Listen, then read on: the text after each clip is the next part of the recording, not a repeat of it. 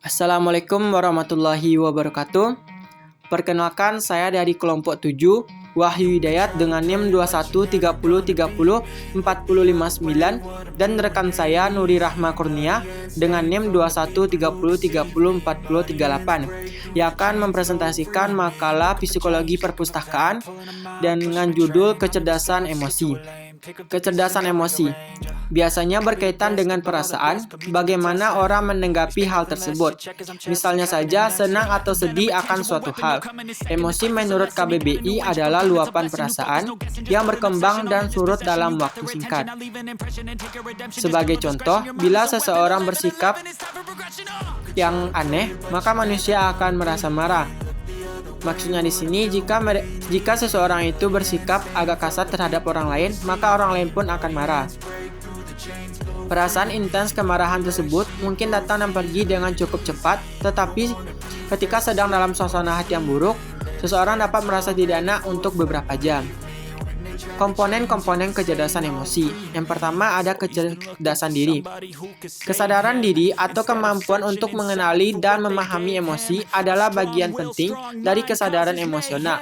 Untuk menjadi sadar diri, Anda harus mampu memonitor emosi Anda sendiri, mengenali reaksi emosional yang berbeda kemudian mengidentifikasi setiap emosi tertentu dengan benar. 2. Regulasi diri. Selain menyadari emosi Anda sendiri dan dampak yang Anda miliki terhadap orang lain, kecerdasan emosi mengharuskan untuk dapat mengatur dan mengelola emosi. 3. Keterampilan sosial. Keterampilan sosial di sini dimaksudkan adalah bagaimana cara seseorang berinteraksi dengan baik. Pemahaman emosional sejati melibatkan lebih dari sekedar memahami emosi sendiri dan emosi orang lain. 4. Empati. Empati atau kemampuan memahami perasaan orang lain sangat penting bagi kecerdasan emosional, tapi itu melibatkan dari sekedar mampu mengenali kesadaran emosional orang lain. 5. Motivasi. Motivasi intrinsik juga memainkan peran kunci dalam kecerdasan emosional. Orang yang cerdas secara emosional termotivasi oleh hal-hal di luar penghargaan yang benar, seperti ketenaran, uang, pengakuan, dan lain sebagainya. Sebaliknya, mereka memiliki hasrat untuk memenuhi kebutuhan dan tujuan batin mereka sendiri. Baiklah, hanya itu yang dapat saya presentasikan, dan untuk pembacaan selanjutnya akan dilanjutkan oleh rekan saya. Sekian, wassalamualaikum warahmatullahi wabarakatuh. Baiklah, saya di sini akan melanjutkan penjelasan materi dari rekan saya, yaitu C. Faktor yang mempengaruhi emosi. Yang pertama, faktor internal. A. Hereditas adalah faktor pembawaan atau bakat yang mempengaruhi kecerdasan emosional seseorang sejak lahir. Manusia memiliki bakat atau potensi yang akan mempengaruhi kehidupannya. Hereditas disebut juga pembawaan atau keturunan. Hal ini merupakan totalitas karakteristik individu yang diwariskan orang tua kepada anaknya. Faktor hereditas memang dapat mempengaruhi watak dan perkembangan seseorang, termasuk kecerdasan kemampuan intelektualnya.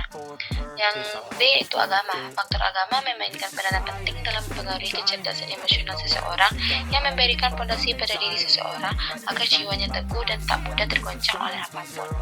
Yang kedua yaitu faktor eksternal. Yang pertama yaitu lingkungan keluarga. Keluarga memiliki peran yang sangat penting dalam upaya mengembangkan pribadi anak.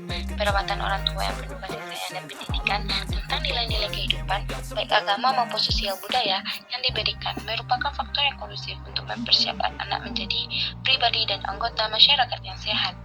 Yang kedua itu lingkungan sekolah. Sekolah merupakan lembaga pendidikan formal yang secara sistematis melaksanakan program bimbingan, pengajaran dan latihan dalam rangka membantu peserta didik agar mampu mengembangkan potensinya, baik yang menyangkut aspek moral, spiritual, intelektual, dan emosional maupun sosial.